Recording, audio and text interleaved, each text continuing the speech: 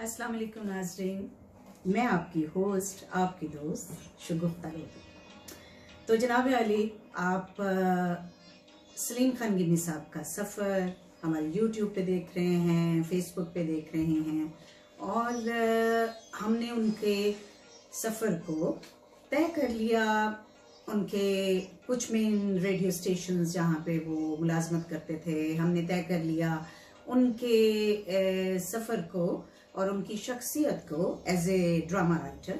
और आज हम बात करेंगे कि गिन्नी साहब एक नसर निगार की तरह, नसर निगार की हैसियत से कैसे राइटर थे और क्या उनकी खूबियाँ थीं, और पंजाबी नसर निगारी में उन्होंने कैसे लिखा और उर्दू नसर निगारी में। लेकिन इस प्रोग्राम को भी मैं दो हिस्सों में आपके सामने पेश करूंगी कि एक हम लेके चलते हैं क्योंकि उन्होंने अदब की सारी ही सिन्फों पे काम किया है। तो आज हम बात करेंगे उनकी कि उन्होंने पंजाबी नस्ल निगारी में क्या किया, और फिर आगे किसी वक्त मैं आपको उनकी उर्दू नस्ल निगारी के बारे में बताऊंगी। तो आप देखिए कि एक जो नस्ल निगार है उसकी क्या खूबियाँ होती हैं। बहुत सारी खूबियाँ होती हैं कि उसके कैरेक्टर्स कैसे हैं, उसके कैरेक्टर में जो प्रोज राइटिंग में उसके लिखने का अंदाज कैसा है, क्या वो अपनी कहानी की बुनती कैसे बुनते हैं, फिर वो उनकी लिखत जो है उसमें उनके क्या कैरेक्टर्स उनके जो हैं वो रियल हैं या इमेजिनेशन ही है सारी की सारी, या फिर वो सोसाइटी के किन किन कैरेक्टर्स को अपनी कहानियों का हिस्सा बनाते हैं।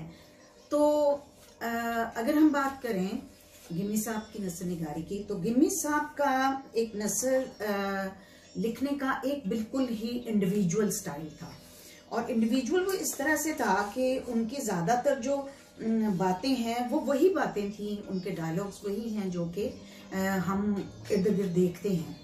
आप उनकी नसरों का अगर फर्ज करें, अगर हम आज उनकी कोई एक दो किताब को जहन में रखें कि जैसे उन्होंने देश परदेश लिखी, जैसे कि उनका जो था कुछ कहानियाँ लहू दी खुशबू, कुछ कहानियाँ उनकी सांझ में थी, तो वो अगर हम देखें तो उसमें उनकी जो कैरेक्टर्स हैं उसमें किसी भी तरह की आपको आर्टिफिशियल कोई चीज़ नज़र नहीं आती, उसमें आपको कोई तरह की बनावट नजर नहीं आती। और आप ये भी देखेंगे कि उनको किसी किस्म की इनहिबिशन नहीं है कि वो कोई भी जो बात कहना चाह रहे हैं वो बात वो लिखते हैं और वो बातें वो अपने कैरेक्टर्स के मुंह से कहलवाते हैं।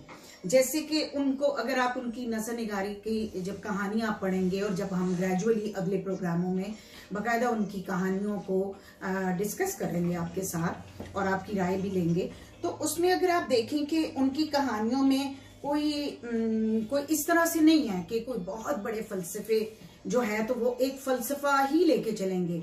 है जरूर कोई कैरेक्टर अगर है वो एक छोटी बात कहना चाहता है तो वो कर, लेकिन अगर हम ये सोचें कि एक कहानी वो लिख रहे हैं तो उसमें सिर्फ फलसफा ही फलसफा होगा, तो ऐसा कहीं भी देखने में नहीं आता।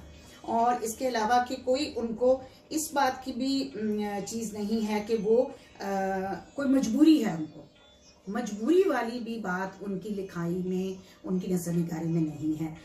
बल्कि अगर आप उनकी कहानियाँ पढ़ें, उनका सफ़रनामा पढ़ें, उनका ख्वाह वो पंजाबी का है ख्वाह वो उर्दू का है, आप देखेंगे कि उनको बहुत जल्दी पड़ी हुई है। एक ऐसा शख्स है, वो एक ऐसे नसर निगार थे जो थोड़े वक्त में बहुत ज़्यादा काम करना चाहते हैं। वो एक तरफ यानी कि एक तरफ वो एक बात देख रहे हैं तो साथ ही उनके जहन में कुछ और आ रहा है, यानी कोई उनको ना वो क्या कहना चाहिए कि उनको दौड़ लगी हुई है कि वो उनके पास टाइम कम है। जैसे उनकी ये वाली एक किताब है जो मेरे सामने है जिसकी मैं आपको मिसाल देती हूँ, गोरी धरती काले लोग। तो इस सफ़रनामे को मैंने पढ़ा है, मुझे यूँ लगा है कि हालांकि देखें कि वो आए अपनी ट्रेनिंग के लिए लंदन में, तो इस सफ़रनामे में उन्होंने पूरे लंदन को देख लिया। उनको कोई कह रहा है कि देखो जरा ख्याल से बाहर जाना, यहाँ पे स्याफाम है वो थोड़े वसीले हैं, उनको एज ए नसर निगार और एज ए इंडिविजुअल भी उनको कोई परवाह नहीं है, वो बाहर निकल रहे हैं। वो तो ऐसे है कि जैसे वो पूरा लंदन को एज ए फाते देखना चाहती हैं, और उनको पता है कि, और साथ वो हर चीज को लिख रहे हैं, हर चीज को ऑब्जर्व कर रहे हैं। He is very very keen observer as a prose writer. तो ये है कि उनको उनकी जो है वो इसके अलावा अगर आप देखें उनकी नस्र निगारी में मजहब, जात पात, शरीका बरादरी और किसी भी एक खास ग्रुप की बात नहीं, वो इन चीजों से बिल्कुल ऊपर है। और बल्कि अगर देखा जाए तो एक हंगामा पसंद तबीयत के मालिक एक राइटर है, जो कि एक हंगामे से वो दूसरे से तीसरे में चौथे में। और आपको मैं यहाँ ये भी बताऊं कि उनकी नेचर रियल लाइफ में भी ऐसी ही थी कि वो बैठे हैं तो किताबें लिख रहे हैं, बैठे हैं तो कभी मतलब अगर ख्याल आ गया तो उन्होंने कहा कि नहीं बेटा नहीं ये काम किया है, तो साथ ही अगर लिखने बैठे हैं तो वो 10-10, 12-12 घंटे कॉन्टिन्यूस लिखते रहते थे। और लिखने के बाद फिर उनको होता था अच्छा जी अभी मैं थोड़ा टीवी देख लूँ, थोड़ा फैमिली के साथ टाइम गुजारूं, और ये उनकी एक नेचर के अंदर था। अभी आप देखें कि वो जैसे कहते हैं कि उसको कहानी में लिखते हुए उनके ख्याल में कि वो एक जब कहानी लिख रहे हैं, कहानी जहां खत्म होती है तो वो अपने रीडर को एक ऐसी सोच दे देती हैं कि वो खुद से उस कहानी के एंड के बाद वो ये सोचता है कि अच्छा इसके बाद क्या होगा। एक सोचने का अंदाज भी अपने रीडर को देते हैं। फॉर एग्जाम्पल आप देखें कि उनके कुछ जो नस्र निगारी में और जो उनकी प्रोज राइटिंग में है, अगर आपको एक हम मिसाल दें कि वो इसी मैं किताब से आपको बता रही हूँ कि गोरी दफ्ती कारे लोग में वो अपनी एक जिक्र कर रहे हैं कि जब शरारती अंदाज में एक सेंस ऑफ ह्यूमर जो उनकी है वो भी एक उनकी प्रोज राइटिंग में एक बड़ी खास खूबी थी। जैसे मिसाल के तौर पे वो जैसे उनको जब गुरुद्वारे में लेक्चर देने के ऊपर उनको मिलती है वो एक पगड़ी, उनको इज्जत के तौर पे उनके जितने भी सारे सरदार भाई हैं वो उनको दोस्त देते हैं, तो वो लेके उन्होंने अपना इसमें जिक्र किया है अपनी एक नीस का जिनका नाम है फिरदौस बेगम। तो वो उनके घर आती हैं, उनको कहती हैं देख फिरदौस मैनू उन्होंने इज्जत के तौर पे पगड़ी दी है।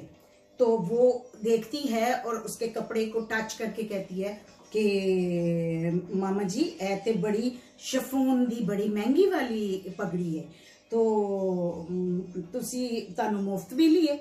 तो वो उनको कहती हैं, वो हंस के उनको कहती हैं कि मामा जी एदे ते 5 दुपट्टे बन जाएंगे। ये बिल्कुल एक देखें कि एक राइटर बता रहा है कि एक फीमेल जो है वो किस तरह से, जाहिर है कोई भी फीमेल होगी वो सबसे पहले उसको देखेगी तो वो ये कहेगी हाँ जी चलो 5 सूटों के साथ 5 बड़े अच्छे शिफॉन के दुपट्टे बन जाएंगे। तो इस तरह से वो कहती हैं। तो वो आगे से कहती है नहीं, इसके दुपट्टे मैं नहीं बनाऊंगा, ये मेरे घर में, मेरे खानदान में और मेरे मुल्क में एक यादगार के तौर पर पगड़ी में लेके जाऊंगा। तो वो आगे से उनकी नीस फिरदौस बेगम कहती हैं कि जाने दे मामू जान, ये आप देखिएगा जब आप लेके जाएंगे तो फुप्पो ने इसके दुपट्टे बना देती हैं। इसके बाद गिमी साहब आपको बता रहे हैं कि मेरे जहन में वो साथ साथ अपनी जो एक्सप्रेशन है, अपनी जो फील है वो भी बता रही हैं, अपने साथ एक दूसरा कैरेक्टर है उसकी भी बता रही हैं। वो कहते हैं कि फिर जब मैं 19 मई को लाहौर लैंड किया तो और जब मैंने वहां से लाए हुए तोहफे निकाले तो उसमें वो पगड़ी निकली। तो मैंने कनीज अख्तर यानी मेरी वालदा को, जो इस तस्वीर में आप देख सकते हैं, उनको कहने लगे कि मैंने उसको वो पगड़ी दिखाई।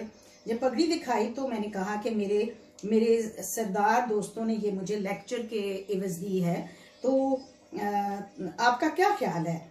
तो वो आगे से कहती हैं कि इसके 4-5 दुपट्टे नहीं बन जाएंगे। तो वो मेरी वालदा कनीज अख्तर ने जवाब दिया कि नहीं, वालिद साहब ने, गिन्नी साहब ने उनको हंस के कहा कि इसके 4-5 दुपट्टे बना लोगे तुम।